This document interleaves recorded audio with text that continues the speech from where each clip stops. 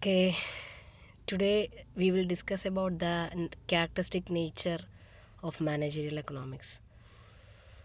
Dear students, നമുക്ക് characteristics of managerial എക്കണോമിക്സിൻ്റെ characteristics അഥവാ nature എന്ന് പറയാം, അത് ഒന്ന് ഡിസ്കസ് ചെയ്യാം. നമ്മളതിൻ്റെ ജസ്റ്റ് പോയിൻറ്റ്സ് മാത്രമേ പറഞ്ഞു പോയുള്ളൂ കഴിഞ്ഞ വീഡിയോയിൽ. പക്ഷേ അതിൻ്റെ ഒരു ഡിസ്ക്രിപ്ഷൻ എന്താണെന്നുള്ളത് പറഞ്ഞിട്ടില്ല. സ്ലൈഡിലത്തെ ആ പോയിൻറ്റ്സ് മാത്രമേ പറഞ്ഞിട്ടുള്ളൂ. അപ്പോൾ നിങ്ങൾക്ക് നോട്ട് മേക്കിങ്ങിനും ഏറ്റവും ഹെൽപ്ഫുള്ളാവും. ഞാൻ ആ ടെക്സ്റ്റ് ബുക്കിൻ്റെ ഒരു കോപ്പി PDF ഞാൻ ചെയ്യുന്നുണ്ട്. അതിൽ തന്നെയാണ് വീഡിയോയും പറയുന്നുണ്ട്. അപ്പോൾ ഒന്ന് ശ്രദ്ധിക്കുക. മൈക്രോ എക്കണോമിക്സ് ആണ്. Managerial economics is A micro economics in character. Micro economics പറഞ്ഞു കഴിഞ്ഞാൽ നമ്മൾ ഓൾറെഡി ഡിസ്കസ് ചെയ്താണ്. മൈക്രോ എക്കണോമിക്സ് പറഞ്ഞാൽ സൂക്ഷ്മമായി ഒരു പെർട്ടിക്കുലർ ഒരു പോയിൻ്റ്, ഒരു പെർട്ടിക്കുലർ പോയിൻറ്റിനെ എടുത്തുകൊണ്ട് പഠിക്കുന്ന, അല്ലെങ്കിൽ ബിസിനസ് യൂണിറ്റിനെ എടുത്ത് പഠിക്കുന്ന ഒരു ക്യാരക്ടർ മാനേജറിയൽ എക്കണോമിക്സിനുണ്ട്. ഓഫ് കോഴ്സ് മാനേജർ എക്കണോമിക്സിൻ്റെ ബ്രാഞ്ചസ് ആണ് മൈക്രോ എക്കണോമിക്സും മാക്രോ എക്കണോമിക്സും. അപ്പോൾ തീർച്ചയായും മാനേജറിയൽ എക്കണോമിക്സിൽ മൈക്രോ എക്കണോമിക്കിൻ്റെ എല്ലാവിധ സ്വഭാവ സവിശേഷതയും നമുക്ക് റിഫ്ലക്റ്റ് ചെയ്ത് കാണും എന്നാണ് പറയുന്നത്. ഓക്കെ, പിന്നെ ഇത് ഒരു നോർമാറ്റീവ് സയൻസ് ആണ്. സെക്കൻഡ് പോയിന്റ് പറയുന്നത് നോർമാറ്റീവ് സയൻസ് ആണ് എന്നാണ് പറയുന്നത്. നോർമാറ്റീവ് സയൻസ് പറഞ്ഞു കഴിഞ്ഞാൽ managerial economics is A normative science. It seeks what is good and what is bad. അതായത് ഏത് നല്ലത് ഏത് ചീത്ത എന്നുള്ളത് തരംതിരിച്ച് പറയാനുള്ളൊരു ഒരു നേച്ചർ മാനേജീരിയൽ എക്കണോമിക്സിനുണ്ട് എന്നാണ് പറയുന്നത്. അതായത് management should do under particular എന്തെങ്കിലും ഒരു പെർട്ടിക്കുലർ സിറ്റുവേഷനിൽ എന്ത് ചെയ്യണം എന്ത് ചെയ്യണ്ട എന്ന് നമ്മളെ ഗൈഡ് ചെയ്യുന്ന ഒരു നോർമാറ്റീവ് സയൻസാണ് ഈ പറഞ്ഞ മാനേജീരിയൽ എക്കണോമിക്സ്. ഓക്കെ, ഇത് നമ്മുടെ ബിസിനസ് എൻ്റർപ്രൈസസിൻ്റെ ഗോൾസ് ഡിറ്റർമിൻ ചെയ്യാൻ ഹെൽപ്പ് ചെയ്യുന്നുണ്ട്. ഓക്കെ, അപ്പോൾ ഇതിനൊരു നോർമാറ്റീവ് സയൻസ് ഇൻ നേച്ചർ എന്ന് പറയാം. മൂന്നാമത്തെ പറയുന്നത് ഇത് പ്രാഗ്മാറ്റിക് ആണ്. പ്രാഗ്മാറ്റിക് എന്ന് പറഞ്ഞു കഴിഞ്ഞാൽ എന്താണ്, കുറച്ചും കൂടിയും വെറുതെ ഡിസ്ക്രിപ്ഷൻസ് മാത്രം പറഞ്ഞ് ഒരുപാട് വലിച്ചു വാരി പറഞ്ഞേക്കാളും നല്ലത് ബെറ്റർ സൊല്യൂഷൻ എന്താണെന്നുള്ളത് ആപ്റ്റ് പോയിൻ്റ് നമുക്ക് മാനേജീരിയൽ എക്കണോമിക്സ് ചില ടഫ് സിറ്റുവേഷനിൽ നമുക്ക് എന്ത് ചെയ്യാം, ഈ മാനേജറിയൽ എക്കണോമിക്സ് നമുക്ക് ഗൈഡൻസ് തരുന്നുണ്ട്. അപ്പോൾ ഈ മാനേജറിയൽ എക്കണോമിക്സ് എന്ന് പറയുന്നത് ഒരു പ്രാഗ്മാറ്റിക് ക്യാരക്ടർ ഇൻ നേച്ചറാണ്. ഓക്കെ, ദെൻ നെക്സ്റ്റ് പോയിൻ്റ് പറയുന്നത് പ്രിസ്ക്രിപ്റ്റീവ് ഇൻ നേച്ചർ എന്നാണ് പറയുന്നത്. അതായത് managerial economics is prescriptive rather than descriptive. അതായത് it prescribe solution to various business problems. Prescriptive പറഞ്ഞാൽ നമ്മൾ നേരത്തെ പറഞ്ഞ പോലെ, ഡിസ്ക്രിപ്റ്റീവ് പറഞ്ഞാൽ ഒരുപാട് ഡീറ്റെയിൽഡ് ആയിട്ട് പറയാതെ ആൻസർ, അതെന്താണ് സൊല്യൂഷൻ, ആപ്റ്റ് സൊല്യൂഷൻ പറയുന്നു എന്നാണ് പറയുന്നത്. ഓക്കെ, ദെൻ പ്രാഗ്മാറ്റിക്കിൽ മോർ അപ്ലിക്കേഷൻ ഓറിയൻറ്റഡ് ആണ്. പ്രാഗ്മാറ്റിക് പോയിന്റിൽ പറയുന്നത് എന്താണ്, ഇത് കൂടുതൽ നമുക്ക് തിയറിയേക്കാളും കൂടുതൽ ആപ്ലിക്കേഷൻ ഈ പറഞ്ഞ മാനേജറിയൽ എക്കണോമിക്സിലുണ്ട്. അതായത് എക്കണോമിക്സ് പറഞ്ഞാൽ തിയറിയാണ്, അത് മാനേജ്മെൻറ്റിൽ ഇംപ്ലൈ ചെയ്യുമ്പോഴാണ്, അത് ഇൻപുട്ട് ആകുമ്പോൾ അല്ലെങ്കിൽ അപ്ലൈ ചെയ്യുമ്പോൾ സമയത്താണ് അത് മാനേജറിയൽ എക്കണോമിക്സ് ആവുന്നത്. അപ്പോൾ പ്രാഗ്മാറ്റിക് എന്നുള്ള പോയിന്റിൽ ആപ്ലിക്കേഷൻ ഓറിയൻറ്റഡും, അതേപോലെ അടുത്ത പോയിന്റ് പ്രിസ്ക്രിപ്റ്റീവ് എന്ന് പറയുന്നതിൽ എന്താണ്, ആപ്റ്റ് സൊല്യൂഷൻ, വെറുതെ ഡിസ്ക്രിപ്റ്റീവായിട്ട് കാര്യങ്ങൾ പറഞ്ഞു തരാതെ ആപ്റ്റ് പോയിന്റ് മാത്രം നമുക്ക് പറഞ്ഞു തരികയാണ് ചെയ്യുന്നത്. ഓക്കെ, പിന്നെ യൂസസ് മാക്രോ എക്കണോമിക്സ്. ഈ പറഞ്ഞ മാനേജറിയൽ എക്കണോമിക്സ് രണ്ട് എക്കണോമിക്സും യൂസ് ചെയ്യും, മൈക്രോയും മാക്രോയും. അപ്പോൾ ഈ പറഞ്ഞ മാനേജറിയൽ എക്കണോമിക്സിൻ്റെ വേറൊരു സ്വഭാവം എന്ന് പറഞ്ഞാൽ എന്താണ്, it uses macro economics. Next പറയുന്നത് എന്താണ്, uses theory of firm. Managerial economics largely uses body of economic concepts and principles towards solving a business problems. Managerial economics is a special branch of economics to bridge the gap between economic theory and managerial practice. അതായത് ഈ managerial economics എന്ന് പറഞ്ഞു കഴിഞ്ഞാൽ രണ്ട് സബ്ജക്റ്റിൻ്റെ ഒരു കോമ്പിനേഷനാണ് നമ്മൾ പറഞ്ഞു. എക്കണോമിക്സിൻ്റെയും മാനേജ്മെൻറ്റിൻ്റെയും കോമ്പിനേഷനാണ് മാനേജറിയൽ എക്കണോമിക്സ് എന്ന് പറഞ്ഞു അല്ലേ.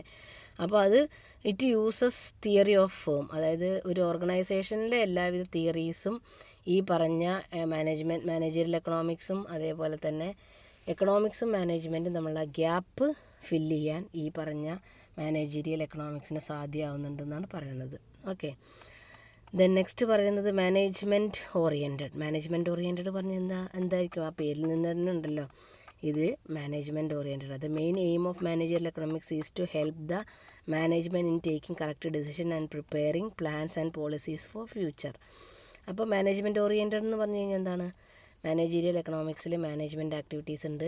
ആ മാനേജ്മെൻറ്റ് ആക്ടിവിറ്റീസിനെ സ്മൂത്തായി കണ്ടക്ട് ചെയ്യാൻ വേണ്ടി നമ്മൾ എക്കണോമിക് പോളിസീസും പ്രോഗ്രാംസും യൂസ് ചെയ്യുന്നു എന്നൊക്കെയാണ് പഠിച്ചത് ഡെഫിനേഷൻ. സെയിം അത് തന്നെയാണ് ക്യാരക്ടറായിട്ടും പറയുന്നത്. മാനേജ്മെൻറ്റ് ഓറിയൻറ്റഡ് ആണ് മാനേജീരിയൽ എക്കണോമിക്സ്. പിന്നെ മൾട്ടി ഡിസിപ്ലിനറി പറഞ്ഞു കഴിഞ്ഞാൽ എന്താണ്, ഒരുപാട് സബ്ജക്ട്സ് ചേർന്നതാണ് നമ്മുടെ മാനേജീരിയൽ എക്കണോമിക്സ്. നോക്കി നോക്കൂ, managerial economics makes use of most of modern tools of mathematics, statistics, operations research. ഈ പറയുന്ന എല്ലാവിധ സബ്ജക്ട്സിൻ്റെയും ഒരുവിധം കാര്യങ്ങൾ, ഇപ്പോൾ സ്റ്റാറ്റിസ്റ്റിക്സ്, മാത്സ്, ഓപ്പറേഷൻ റിസർച്ച്, പിന്നെ അങ്ങനത്തെ ഒരുപാട് കാര്യങ്ങൾ എന്തിൽ നിന്ന് എടുക്കുന്നുണ്ട്, എക്കണോമിക്സ് നിന്ന് എടുക്കുന്നുണ്ട് അല്ലേ.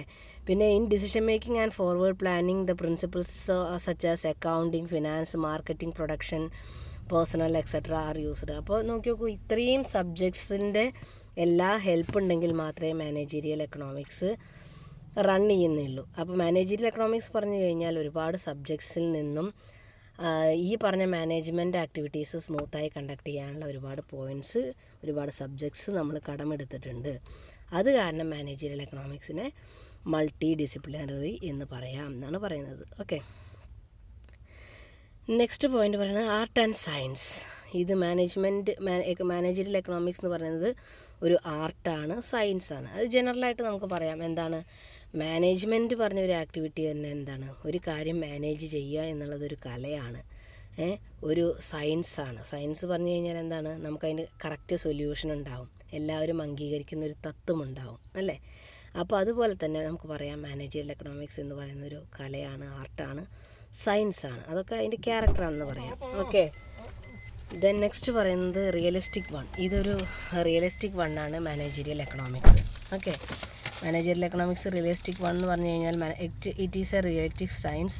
It studies all matters relating to business organisations by considering the real conditions prevailing in the business world. അതായത് റിയലിസ്റ്റിക് വൺ പറഞ്ഞു കഴിഞ്ഞാൽ നമ്മൾ ഒരു നോഷണലോ അല്ലെങ്കിൽ അങ്ങനെ സംഭവിക്കാം എന്ന് പറയുന്നതല്ല, റിയൽ ഫാക്ടേഴ്സ്, റിയൽ ഫാക്ട്സും അതേപോലെ തന്നെ റിയൽ സിറ്റുവേഷൻസും വെച്ചുകൊണ്ടാണ് നമ്മൾ സൊല്യൂഷൻസ് കണ്ടെത്തുന്നത്. അത് കാരണമാണ് അതൊരു റിയലിസ്റ്റിക് വണ്ണാണെന്നാണ് പറയുന്നത്. മാനേജീരിയൽ എക്കണോമിക്സ് പറയുന്നത് റിയലിസ്റ്റിക് വണ്ണാണ്. ഓക്കെ, പിന്നെ 11ാമത്തെ പോയിന്റ് പറയുന്നത് only a means to an end. Managerial economics does not provide readymade solution to all problems faced by a firm.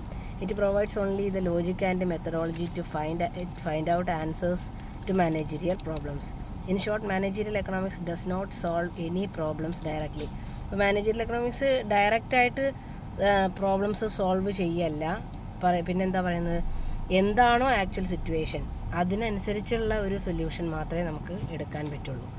Okay, അപ്പോൾ അത് only a means to an end. അതായത് പറയുന്നുണ്ട് എല്ലാത്തിനും ഒരേ സൊല്യൂഷൻസ് അല്ല പറയുന്നത്, സിറ്റുവേഷണലായിട്ടുള്ള നമ്മൾ സൊല്യൂഷൻസ് കണ്ടെത്തേണ്ടി വരും എന്നാണ് പറയുന്നത്. ഓക്കെ, പിന്നെ പറയുന്നത് സ്റ്റഡീസ് നോൺ എക്കണോമിക് വേരിയബിൾസ്. അതായത് മാനേജീരിയൽ എക്കണോമിക്സ് എന്ന് പറഞ്ഞു കഴിഞ്ഞാൽ നമ്മൾ പ്യുവർ എക്കണോമിക്സ് അല്ല, മാനേജ്മെൻറ്റ് കൂടി ഇൻക്ലൂഡഡ് ആണ് ഇതിൽ. ഓക്കെ, അപ്പോൾ ഇതിൽ പക്ഷേ നമ്മൾ എന്താണ് എക്കണോമിക് വേരിയബിൾസും കൂടി പഠിക്കുന്നുണ്ട്, എക്കണോമിക്സിൻ്റെ ഒരുപാട് തിയറീസ് കൂടി നമ്മൾ പഠിക്കുന്നുണ്ട്. സോ മാനേജീരിയൽ എക്കണോമിക്സ് എന്ന് പറയുന്നത് എന്താണ്, ഒരു നോൺ എക്കണോമിക് വേരിയബിൾസിനെ കുറിച്ചുള്ള പഠനം കൂടി നടത്തുന്നുണ്ട്.